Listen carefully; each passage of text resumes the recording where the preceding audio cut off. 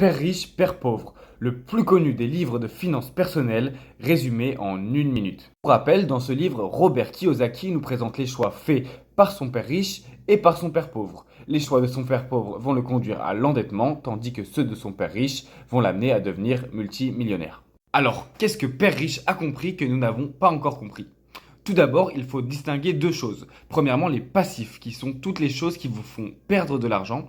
Et ensuite, les actifs, qui sont toutes les choses qui vous ramènent de l'argent dans votre portefeuille. Prenons l'exemple d'un bien immobilier. Si vous vivez dedans, que vous y faites régulièrement des travaux, c'est un passif, puisqu'il vous fait perdre de l'argent.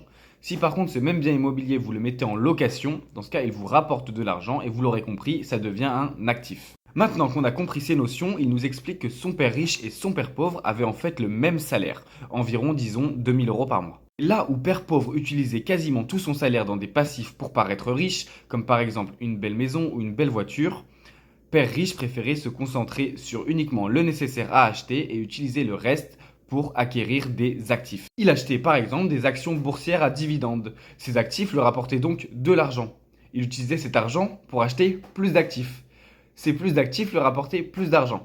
Et vous l'aurez compris, ainsi de suite, avec l'effet boule de neige, il est capable de se bâtir une véritable fortune. Et c'est ça ce qui est fondamental dans ce livre, c'est que peu importe votre salaire, on le rappelle, les deux pères gagnaient chacun 2000 euros par mois. L'important, c'est votre capacité à investir tous les mois. Donc si je devais résumer ce livre, arrête d'acheter des passifs qui ne te servent à rien juste pour paraître, mais investis régulièrement dans des actifs. Et si tu le fais, je peux te promettre une chose, c'est que dans quelques années, on se retrouvera tous les deux autour d'un verre avec chacun une Rolex à la main. Allez, peace!